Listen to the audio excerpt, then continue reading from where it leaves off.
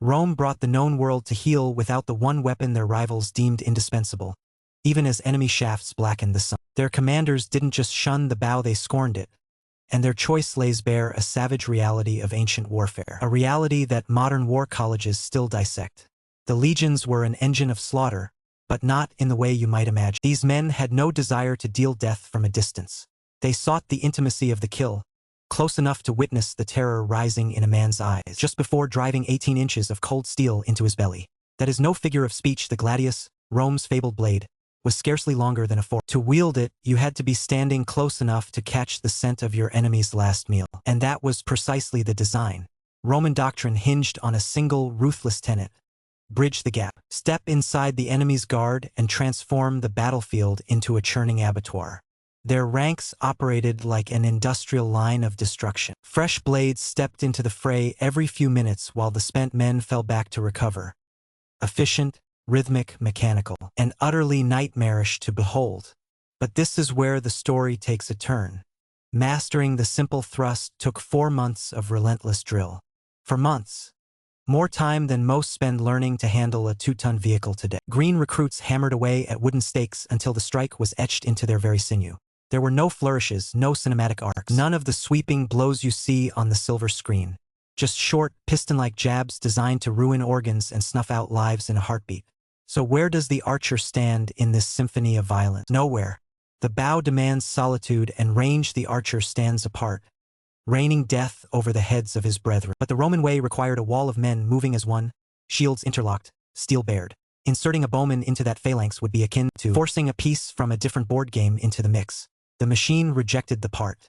Rome had spent hundreds of years honing this brawling style. Amidst the savage hill wars of the Italian peninsula, every strap of leather, every drill, every command presumed you would be gutting a man within arm's length. Yet the issue went beyond mere gear. A deeper current was at play. You see, the Romans didn't simply favor the melee, they forged their entire concept of masculinity in its fires. Virtus, that was the creed. It demanded you prove your worth by standing toe-to-toe with your foe, watching the light fade from his gaze as you ended him. To strike a man down from 50 yards, that was the work of cravens, men unfit for the butcher's bill. Now, I do not necessarily subscribe to this grim philosophy myself. I would sooner be a living coward than a heroic corpse. But the Roman heart beat to a different drum. Service was not merely defense, it was the gateway to power. It was the currency of ambition. Senators seeking office would stand in the forum and display their mangled flesh like a resume written in blood. Behold, they would say, I bled for the Republic 3 times over. Give me your voice. But there was a catch. Those wounds only carried weight if earned in the crush of the shield wall.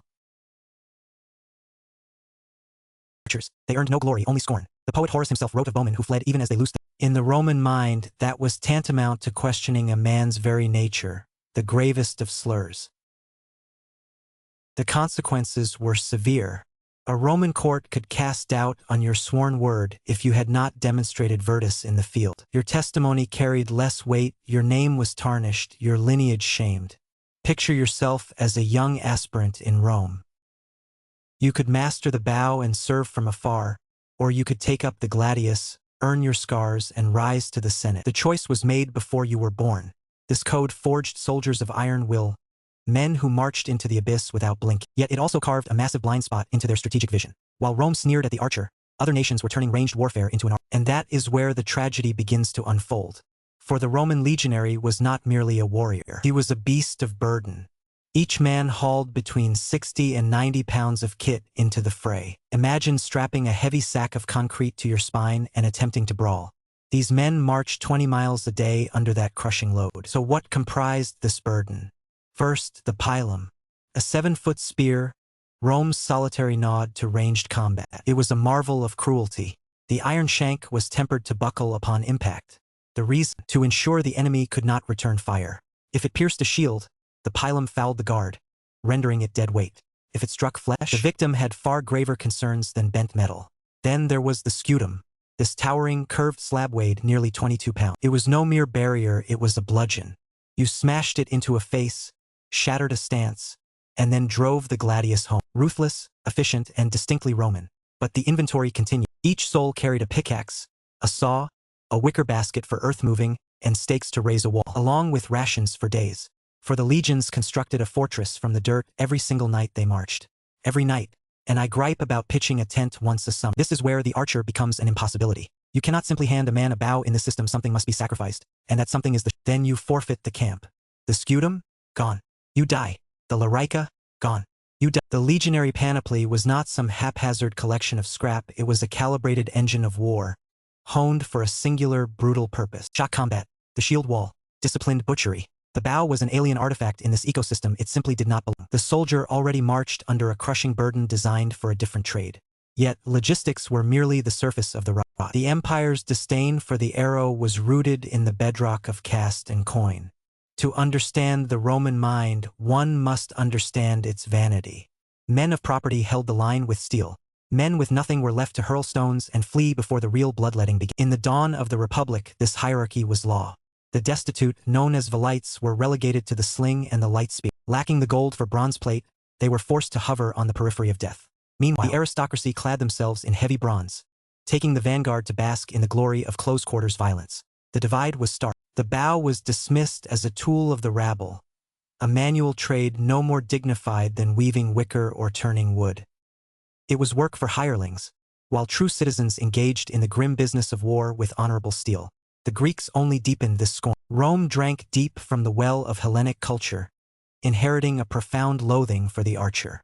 Recall Paris, the prince of Troy. The man who felled the mighty Achilles did so from a distance, and for it, the poets painted him a preening coward. It was a clear message from the ancients. Heroes do not strike. For 8 centuries, this prejudice hardened into dogma. The sons of patricians were drilled in the art of the gladius and the They were tutored in horsemanship and rhetoric, but no master ever placed a bow in their hands and commanded them to strike true. It would have been a scandal, akin to training a senator's son to scour latrines rather than argue in the courts.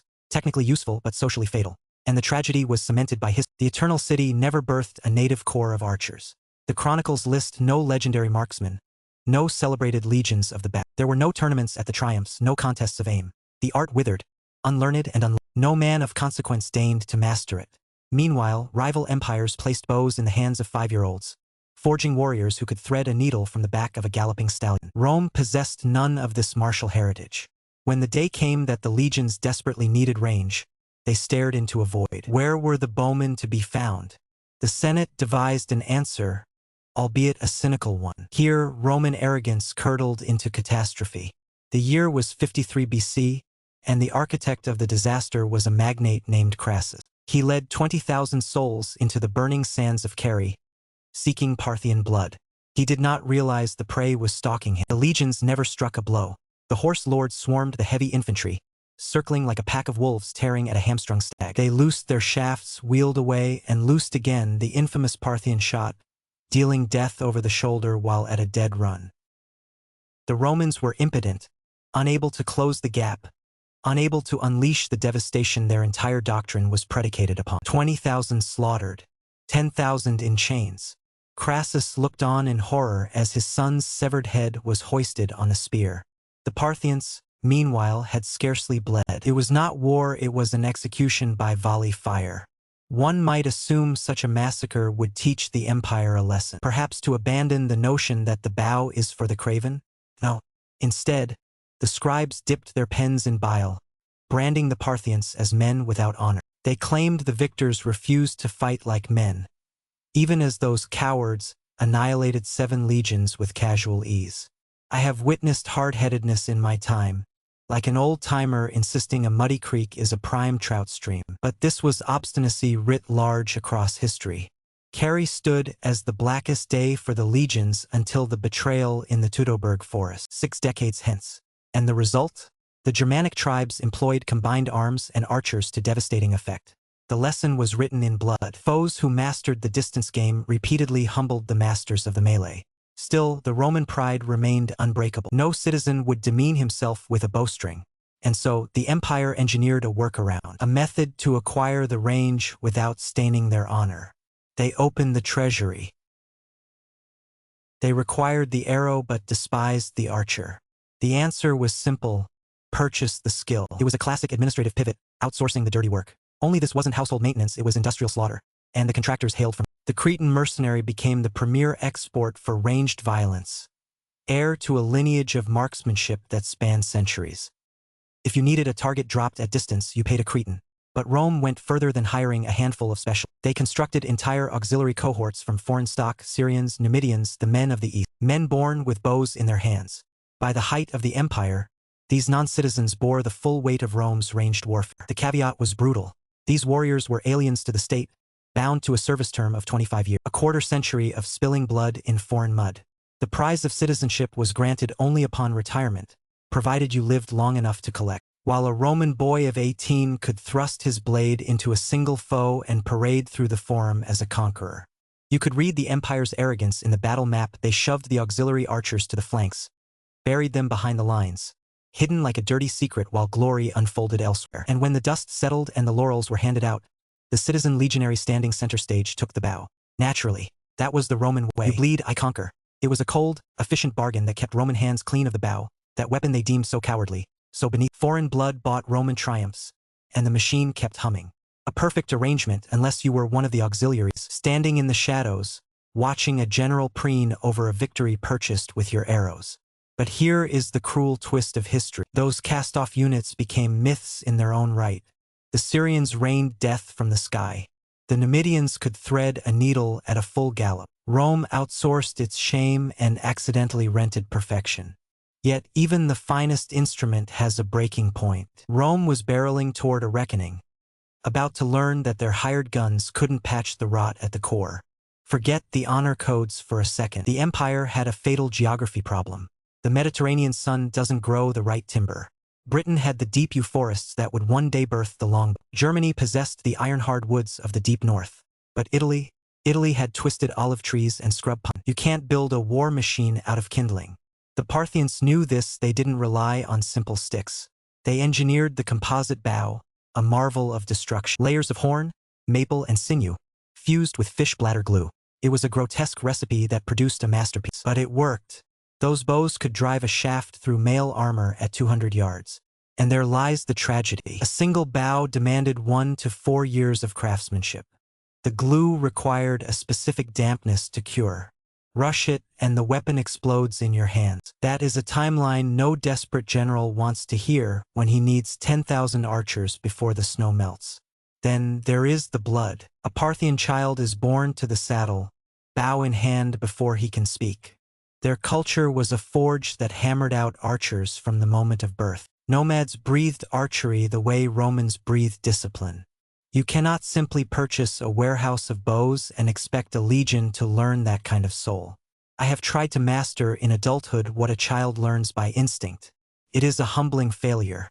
Now scale that frustration across an entire army. Rome understood steel. They had the gladius down to a science, churning out thousands of identical blades like a factory of death. It was industrial efficiency centuries ahead of its time. But a bow requires a master's touch. A secret whispered from father to son. Even stealing the enemy's weapons did no good. Without the arm and the eye, a composite bow is just expensive fire. So the empire stood at a crossroads. Spend decades birthing a tradition from the dirt, or find a mercenary solution. They chose the shortcut. And that choice birthed a new poison, questions of loyalty, of citizenship, of who truly owned the victory. This is where the theory crashes into the blood and mud. The Roman formation was a human fortress. Each man was a brick in the wall. You hold the line or you die. Your brother dies. The whole world collapses. It was a rigid, beautiful discipline, and it had absolutely no room for the chaotic freedom of an archer. You cannot draw a bowstring when you are packed shoulder to shoulder with sweating ironclad men. You cannot fire over a wall of 6-foot shield, not without burying a shaft in your comrade's neck. Put the archers in front and the cavalry runs them down. Put them in back and they are blind. The great scutum shields were so tall the archers were effectively shooting into the dark, praying their arrows found flesh they could not see. Then comes the silence. A master archer can drain a 30-arrow quiver in 2 minutes of hellfire. 2 minutes, that is barely enough time to catch your breath, and suddenly your ability to wage war has evaporated. Rome was a logistical titan, but their genius was built on uniformity.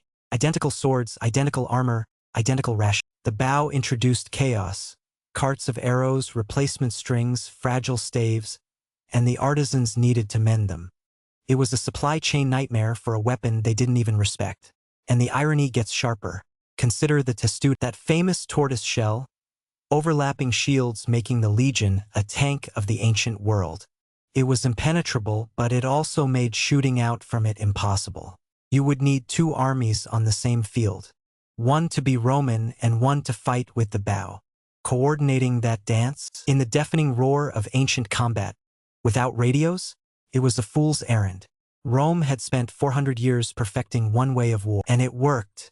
To dismantle that machine for a weapon they despised seemed like madness. But history has a way of forcing the hand. What finally broke the back of tradition? By 300 AD, the legion of your ancestors was dead and buried. The army had transformed because the world had changed. Rome stopped expanding. The wolf was no longer hunting, it was cornered. They had thousands of miles of frontier to hold and fewer sons willing to die for it.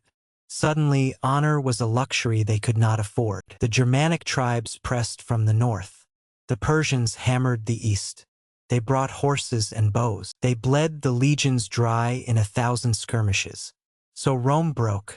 Emperor Diocletian's reforms were the death knell of the old ways. He turned to the frontiers. He hired the Syrians, the Thracians, the Arabs, men who knew the song of the bowstring. Why spend a generation building a legacy when you can rent a killer who has been doing it since he was a boy? It was smart, and it was profoundly sad. By the end, the Roman legions had lost their Italian soul. They were a motley mix of frontier blood, fighting with strange tactics and bowmen on horse. The legendary shield walls gathered dust while heavy cavalry took the glory. And God's honest truth? It worked. These bastardized armies kept the dying empire breathing for another 100 years. But the old guard in the Senate despised it. They spilled ink and bile lamenting the death of true Roman character. When the ancient ways faded, one historian sneered that the legions had become nothing more than savages fighting savages. A fair critique, perhaps, but those very savages were the only thing keeping the barbarians at the gate. The irony is heavy enough to break your heart. For 400 years, Rome was too proud to put a bow in a citizen's hand. In the end, they had to outsource their survival to strangers. Strangers who mastered the very weapons Rome had mocked. You have to wonder if some old patrician watched Syrian riders darken the sky with arrows and thought, "We should have done this ages ago." They could have. They simply wouldn't. But here is the question that haunts the room. What was the butcher's bill for all that stiff-necked pride? What did that obsession with honor actually cost them? Let's count the dead. At Carrhae alone, 35,000 men were slaughtered. That is nearly 7 full legions erased from the earth. All because Crassus had no answer for horsemen with bows. 7 legions, gone in an afternoon. But the real tragedy? Rome didn't bleed once and learn. They kept bleeding. The wars against Parthia and Persia were a centuries-long funeral procession. Hundreds of years. The same fatal flaw. The same stubborn refusal. The same pile of Roman bones. And the Germanic tribes, the ones dismissed as disorganized rabble, they embraced the shameful ways and swept across the West. The men Rome looked down on ended up sleeping in Caesar's bed. Now, justice demands we give credit where it is due. That unyielding code of honor forged a legend. Men who marched 20 miles a day under crushing steel. Men who built fortress walls from the dirt every single night. Who stood like granite when lesser hearts would have shattered. That cult of virtue created perhaps the most disciplined killers history has ever known. They brought the Mediterranean to heel, and they did it on their own terms with sword and shield, eye to eye, close enough to smell the blood. But they conquered in spite of their blindness to archery, not because wisdom lay in avoiding it. That is a distinction my grandfather would have respected. He always said you can succeed while being a fool, and mistakenly believe the foolishness was the key. The bitter truth is this. A culture's soul shapes its wars as much as strategy does. Sometimes those beliefs build empires that touch the stars, and sometimes they dig the grave. Rome's rejection of the bow was born of arrogance, class divides, and an ancient whisper that true men kill at arm's length. It was a noble lie that worked until it didn't. And when the music stopped, the mightiest war machine of antiquity was too stiff to pivot. Some lessons take a civilization a lifetime to learn. Other lessons just cost them their life.